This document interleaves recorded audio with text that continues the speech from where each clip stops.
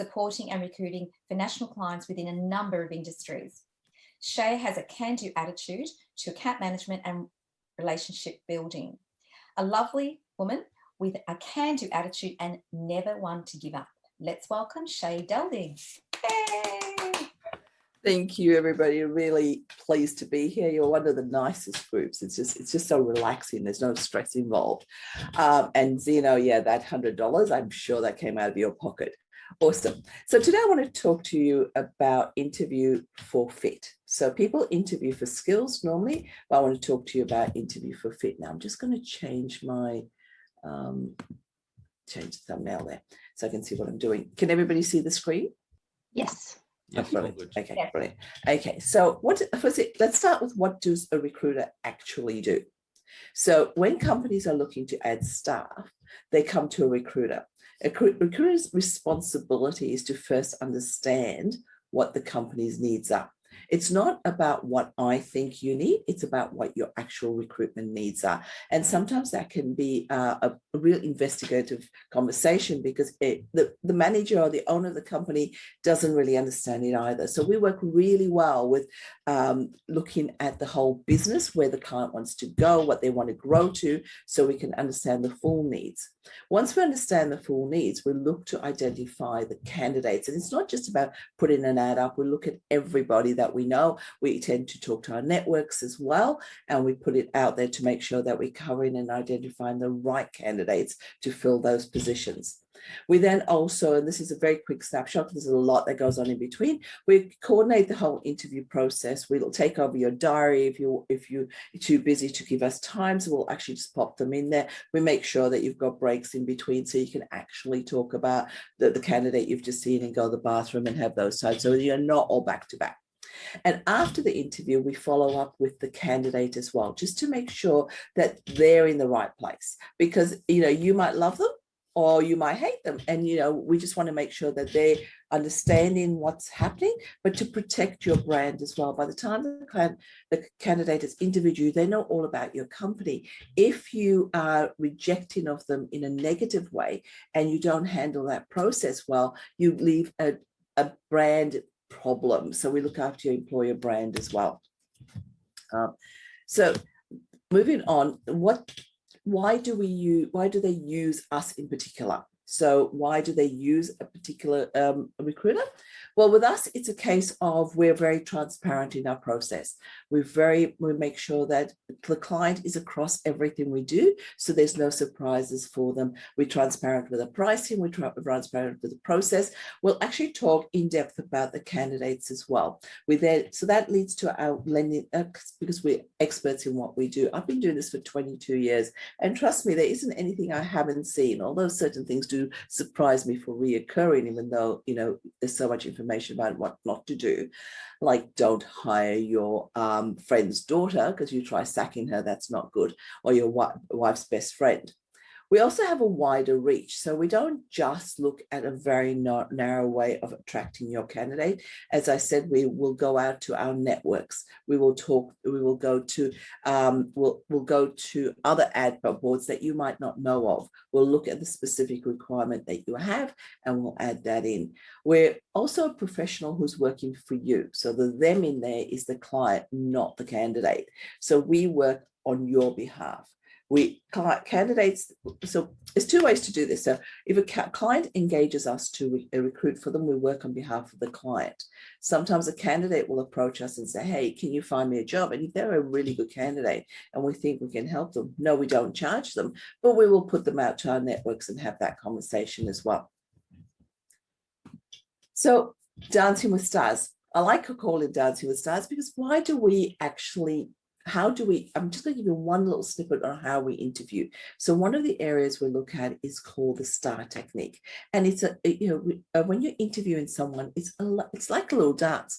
You're trying to find out what they want. They're trying to hide from you what they really like. And you're trying to just understand how they're going to fit in with your business. So it's a bit like doing a dance where you're trying to mimic each other and trying to find that information. So when we look at hiring, most people hire in skills, but we fire on attitude and culture fit. So why don't companies look at the attitude and culture fit first? So the STAR technique is this very simple way. You ask a question and you're looking for the answer to be very structured. So you're looking for the situation that person was in, what the specific task. So you give them the situation, you say, and I'll give you examples of questions later. And then you want to know what action they took and what the results were of that, because past behavior will determine future behavior. So why do you want to know why, what, and how? So the understanding of skills versus culture. Everybody can come in and have the right skills. So you can get someone who's got the right skills, but it's that ability to fit in with your culture. And your culture is what you want your company to look like, not just internally, but externally as well. And any brand manager out there will tell you that your culture should be reflected in your brand and it should permeate through your whole company.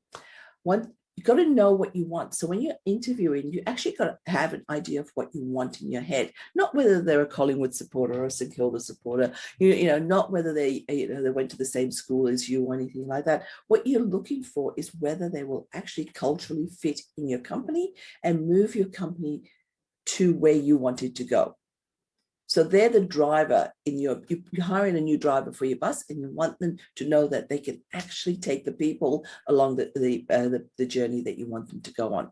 You've got to understand the people you need. So actually understanding the type of person you want, and you've got to know your limitations as well. Being brave is really important. Knowing your limitations. There's very few managers out there or owners out there who run businesses who don't know that, do actually understand their limitations. You've got to understand what you can't do and then fill the holes of what you can't do with the people that you want on board to take you there. So just to give you an idea of the types of questions that we usually ask. So I've just put 5 here. Describe the work environment and culture which you're most productive and happy in. So that lends to getting an understanding of where they like to work. If they like to work in a bright, happy culture, and you've got a bright, happy culture, fantastic. But they like to work in a quiet environment where they've got their own office and they're away from everybody else, and you can't actually give them that, they're not going to be very productive. What does customer service look like to you? What does customer service look like to you? That is a very personal way. So, you can understand what they perceive good customer service to be, because if that's what they perceive good customer service to be, that's what they're going to give.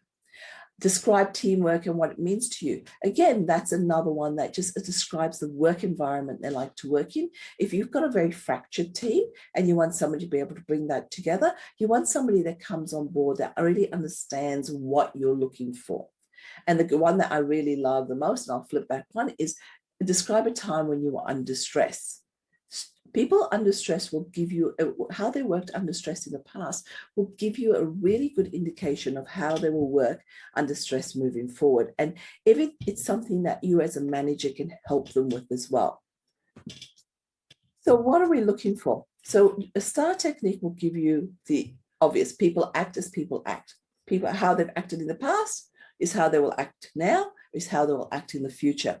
So if you want somebody to come on board and you've got explanations and examples of how they worked in the past, you either have to do one thing. If you really want them on board, but you're not sure how they act in the past is how you want them to act in the future, you're going to actually have to go out of your way to teach them how to act differently.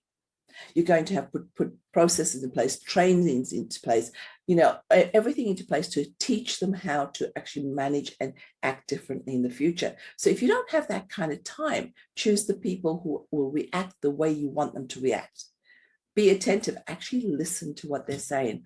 I've had clients, I've sat in interviews with clients where they've asked questions and not really understood the answer. They haven't really cared, because they want to say what they want to say. So seek the actions you want and be aware of the mini-me. People hire mini-me's. It's just, I watch it all the time. I see it happen all the time. They want to hire that person who's just like them. Mistakes can lead to the wrong hire, not listening to the alarm bells, not running the full recruitment process, and not staying impartial. That's really important, or making an offer too soon when you haven't done all the right process. So going back to who we are and how we can help you, just wanting to let you know that we are here for any of you. We're here to help you through anything.